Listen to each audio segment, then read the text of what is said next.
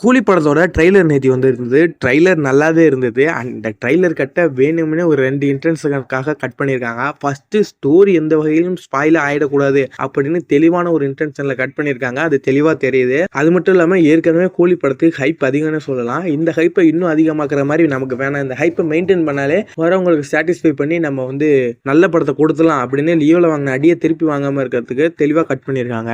And இன்னொரு முக்கியமான விஷயம், இந்த ட்ரெய்லர்ல சில இடங்கள்ல மட்டும் தான் பிளட் வருது. ஆனா வரதெல்லாம் பிளட் தெரிக்குது.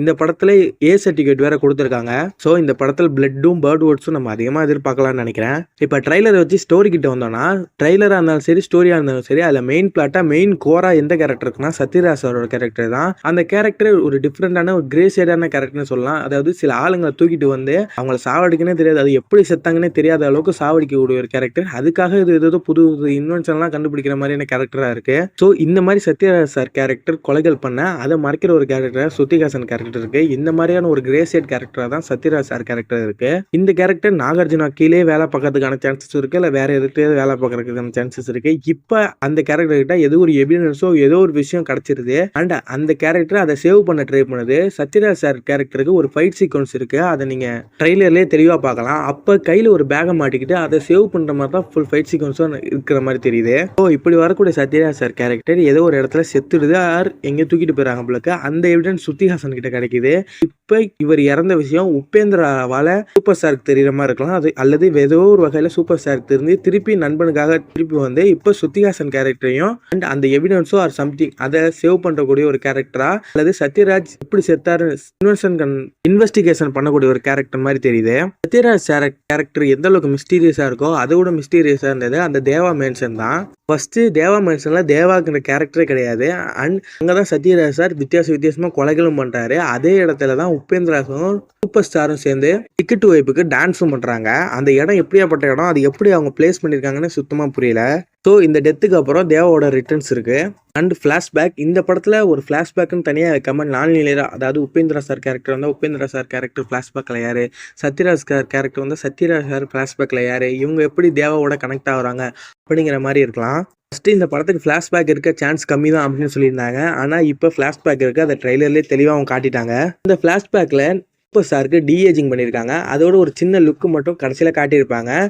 அந்த சூப்பர் ஸ்டார் கேரக்டர் வந்து ஃபைட்டும் பண்ணுற மாதிரி ஒரு ஃபைட் ஆக்ஷன் சீக்வன்ஸும் இருக்குது. ஃப்ளாஷ்பேக்கில் தேவா கேரக்டர் ஒரு கூலியாக தான் இருக்குது. அவர் கூட சேர்ந்து தான் உபேந்திரா கேரக்டரும் இருக்குது. இவங்க 2 பேரும் சேர்ந்து ஒரு ஃபைட் சீக்வன்ஸே பண்ணுற மாதிரி இருக்குது. இவங்களுக்கும் போலீஸ்க்குமே இது ஒரு பிரச்சனை ஆகுது. இது எதனாலன்னு தெரியல. ஒருவேளை கர்நாடகாவில் இந்த பசங்களாம் வரும்ல, அதுலேருந்து பேக்கேஜ் ஏற்றுற ஒரு கூலியாக இருக்கக்கூடிய Deva character, Upendra character, Sathyaraj character கூட இருக்கலாம். அதே இடத்துல நாகார்ஜுனா சார் கேரக்டர் கூட இருக்கிறதுக்கு வாய்ப்பு இருக்கு. ஸோ இந்த மாதிரி இருக்கக்கூடிய கேரக்டர் அங்கேருந்து ஒரு கேங்ஸ்டரா ஃபார்ம் ஆகுறாங்க. இதுக்கு இடையில போலீஸுக்கும் இடையில ஃபைட் வருது. அதாவது அவங்க இந்த மாதிரி கூலின்னு வெளியில உலகத்துக்கு காட்டிக்கிட்டு அவங்க சீக்கிரட்டா ஏதோ ஒரு விஷயம் பண்ணிட்டு இருக்காங்க. இந்த மாதிரி போயிட்டு இருக்கும்போது அதுலேருந்து செப்பரேட் ஆனவங்க தான் தேவா, உபேந்திரா அண்ட் சத்யராஜ் சார் கேரக்டரா இருக்கலாம். ட்ரெய்லர்ல உபேந்திரா சார் கேரக்டர் ஸ்டாரோட எல்லா இடத்துலயும் வருது. அதாவது ஃபிளாஷ்பேக்லயும் இருக்கு, பிரசன்ட் பொசிஷன்லயுமே அவர் கூடயே தான் இருக்கு. நாகார்ஜுனாக்கும் சூப்பர் ஸ்டாருக்குமே ஃபிளாஷ்பேக்ல ஏதோ ஒரு கனெக்ட் இருக்கும் போல. அது வந்து ட்ரெய்லர்லயே ஒரு டைலாக் சொல்லியிருப்பாரு. ஆமீர் கான் சார் கேரக்டர் அது ஒரு 15 to 20 மினிட்ஸ் வரக்கூடிய கேரக்டர் தான். இதை ட்ரெய்லர்லேயே காட்டினது எனக்கு கொஞ்சம் டிசப்பாயிண்டிங்காக இருந்தது. காட்டாமலே இருந்துக்கலாம். எப்படி தேவா ரிட்டர்ன் ஆகுறாரோ அதே மாதிரி தான் அமீர் கான் கேரக்டரும் யாரோட டெத்துக்காக தான் அதுவும் ரிட்டர்ன் ஆகுது. பார்த்தீங்கன்னா அமீர் கான் சாரோடைய கேரக்டர் இறங்கும் போது, அதாவது ஹெலிகாப்டரில் தான் அது என்ட்ரி இருக்குது. அப்போ பக்கத்தில் கஃபைன் பாக்ஸ் அந்த டெத்து பார்க்கறதுக்கு வந்த மாதிரி தான் இருக்குது. நாகார்ஜுனா சார் கேரக்டர் ஒரு சீரியஸான வில்லனாக இருக்கலாம். அமீர் கான் கேரக்டர் ஒரு காமிக்கலான, அதாவது ஒரு ஃபன்னான அந்த ஜோக்கர் ஸ்டைல் ஆஃப் இருக்கிறதுக்கு வாய்ப்பு இருக்குது. ஏன்னா ட்ரெய்லர்லேயே அப்படி தான் அவங்க ப்ரெசென்ட் பண்ணியிருக்காங்க. ட்ரெய்லர் வச்சு பார்க்கும்போது இந்த விஷயத்தெல்லாம் நம்மள்கிட்ட டீட்டெயிலாக கன்வே பண்ணுறாங்க. சில விஷயத்த மறைச்சே வச்சுருக்காங்க. முக்கியமாக அந்த வாட்சோட கனெக்ட் என்ன, எதுக்காக அந்த வாட்ச் வருது, ஸ்டோரி பிளாட் எப்படி இருக்க போது, இதெல்லாம் அவங்க நம்மள்கிட்ட டீட்டெயிலாக சொல்லவே கூடாது அப்படின்னு தான் ட்ரெய்லர் கட் பண்ணியிருக்காங்க. ப்ரொமோஷன் கிட்ட வரும்போது ப்ரொமோஷன் பயங்கரமாக போயிட்டுருக்கு. அது இந்த அமேசான் கூட பார்ட்னர்ஷிப் போட்டு அந்த பாக்ஸில் கூலி போட்டு டோட்டல் இந்தியாவில் வேறு இடத்துல சூப்பராக ப்ரொமோஷன் பண்ணிகிட்டு இருக்காங்க.